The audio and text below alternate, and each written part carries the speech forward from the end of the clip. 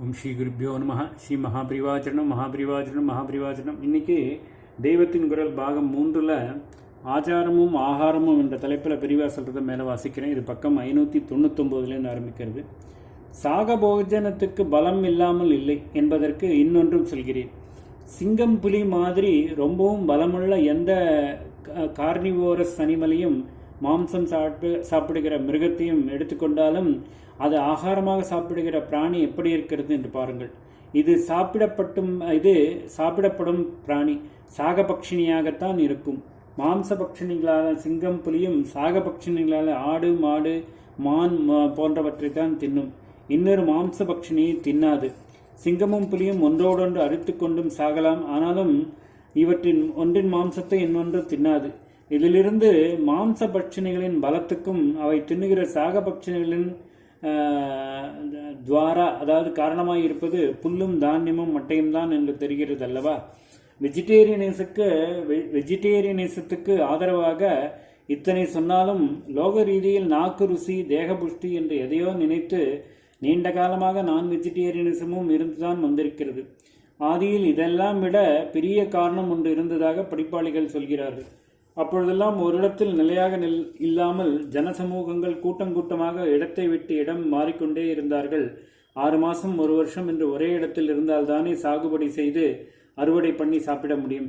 அதே காலத்தில் அக்ரிகல்ச்சரே விவசாயமே தெரியவும் தெரியாது. அதனால் வில்லையும் அம்பையும் வைத்துக்கொண்டு வேட்டையாடி மாம்சபோஜனம் செய்ய வேண்டியதாகவே இருந்தது. பாரம்பரியமாக அது மனுஷனின் இயற்கையில் ஊறிப்போய்த்தான் பிற்காலத்தில் ஓரிடத்தில் செட்டிலாகி அக்ரிகல்ச்சரில் தெரிய ஆரம்பித்த பின்பும் கூடவே மாம்சபோஜனம் தங்கிவிட்டது என்கிறார்கள். இது சரியோ தப்போ அவ்வளவு எனக்கு ஆராய்ச்சி தெரியாது. ஆனாலும் லோகம் பூராவும் மாம்சபோஜனம் விடாமல் இருந்துதான் வருகிறது.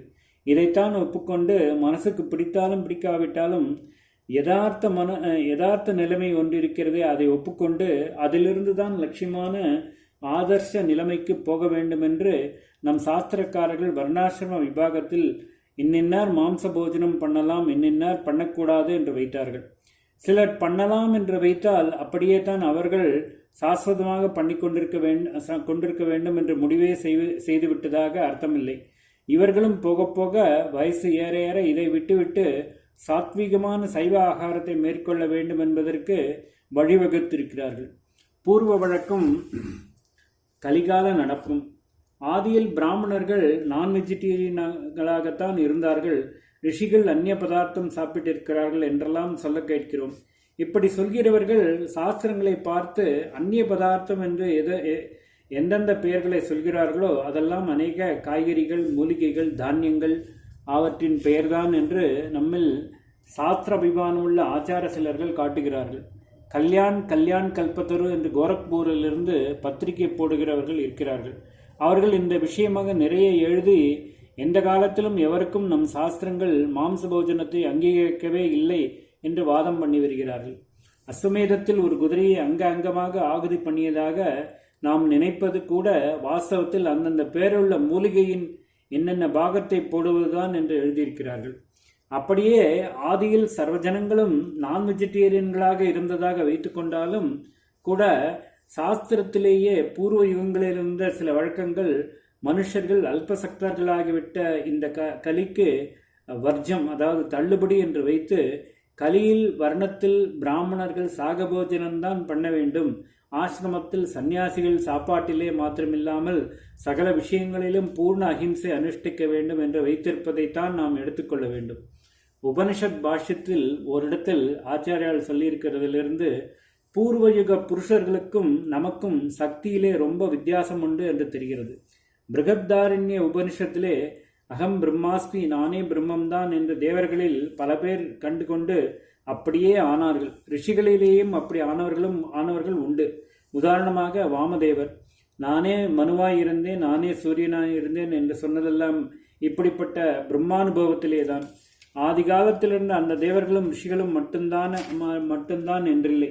இப்பொழுதும் இந்த காலத்திலும் நம்மில் இருக்கிற மனுஷர்கள் கூட அகம் பிரம்மாஸ்மி என்று ஒருவன் அறிந்து கொள்ள முடியும். இப்படிப்பட்டவனும் அவர்களைப் போலவே சர்வமும் ஆகிறான். இவனுடைய மகிமையை குறைக்க தேவர்களாலும் முடியாது என்ற அர்த்தத்தில் மந்திரங்கள் வருகின்றன. இருக்கின்றன.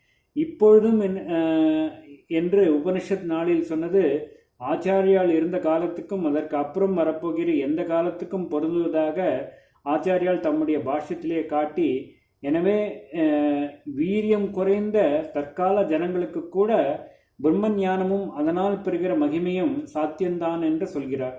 அப்படி சொல்லும்போது நம் யுகத்தில் உள்ள மனுஷர்கள் வீரியத்தில் ரொம்பவும் குறைந்தவர்கள் ஆதலால் இவர்கள் பிரம்ம வித்யோபாசனையால் சர்வபாவ சித்தி பெறுவதென்பது சாத்தியமில்லை என்று நினைத்துவிடப் போகிறார்களே என்றுதான் இந்த மந்திரம் சொல்லப்பட்டிருக்கிறது. பிரம்ம ஞானத்தை பற்றிய வரையில் மகா வீரியவான்களான வாமதேவாதிகளுக்கும் ஹீன வீரியர்களான இக்கால ஜனங்களுக்கும் இடையில் வித்தியாசமே இல்லை என்கிறார்.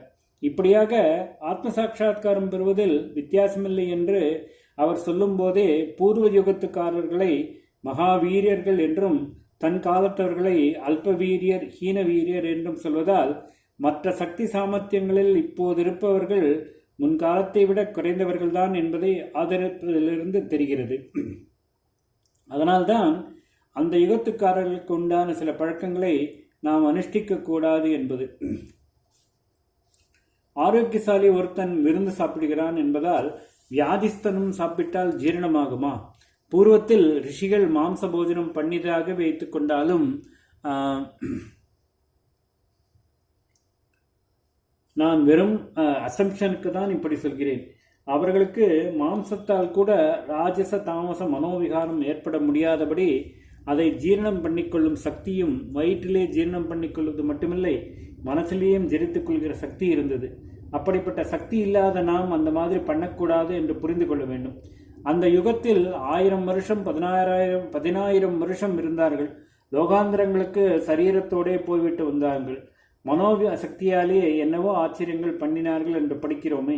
அதெல்லாம் செய்ய நமக்கும் சக்தி இருந்தால் அவர்கள் மாதிரியே நாமும் போஜனம் புலாந்துகளை வைத்துக் கொள்ளலாம். ஒரு திருஷ்டாந்தம் சொல்லுவது உண்டு. ஒரு காடு இருந்ததாம். அதன் பக்கத்தில் ஒரு பெரிய நதி, சின்ன குட்டை, இரண்டும் இருந்தனவாம். காட்டிலே தீப்பிடித்து கொண்டதாம். அப்பொழுது பலமான காற்று சேர்ந்து கொள்ளவே எரிகிற சகருகள், விறகத்துண்டுகள், மண்ணெல்லாம் அடித்து கொண்டு வந்து குட்டையிலும் விழுந்ததாம், நதியிலும் விழுந்ததாம். குட்டையை மண்ணும் சத்தியம் பாதி அடைத்தது என்றால் பாக்கி பாதி அப்படியே அந்த உஷ்ணத்தில் வற்றி மொத்தத்தில் குட்டை இருந்த இடம் தெரியாமல் ஆகிவிட்டது. மகாநதியில் விழுந்த குப்பை கூலங்கள் அவற்றை பற்றி எரிந்து கொண்டிருந்தாலும் அதன் பிரவாகமே அனைத்து அடித்து கொண்டு போய் சமுத்திரத்தில் விட்டு இருந்த இடம் தெரியாமல் பண்ணிவிட்டது. குட்டையை இல்லாமல் பண்ணிட்டு, நதியோ குப்பையே இல்லாமல் பண்ணிவிட்டு. இந்த மாதிரி தான் தோஷமாக தெரிகிற சில பழக்க வழக்கங்கள் பூர்வ காலத்தில் வீரியத்தோடு இருந்தவர்களை சேர்ந்தபோது அந்த தோஷம் அவர்கள் சக்தியில் அடிபட்டு போயிற்று. பலகீனர்களான நாம் அந்த வழக்கங்களை கை கொண்டாலோ தோஷம் நம்மை அடித்தும் போட்டுவிடும். அவர்களுடைய சக்தி நமக்கு இல்லாததால் கலியுகத்தில் எப்படி இருக்கணும் என்று அவர்கள் சட்டம் போட்டு கொடுத்திருக்கிறார்களோ அதற்கு அடங்கித்தான் நாம் நடக்கணும். அல்டிமேட்டாக அகிம்சா போஜனத்துக்கு போகத்தான் எல்லாரும் முயற்சி செய்யணும் என்பதே நமக்கான தர்மம். ஓம் ஸ்ரீ குருப்யோ நமஹ. ஸ்ரீ மகாபரிவாச்சரணம்.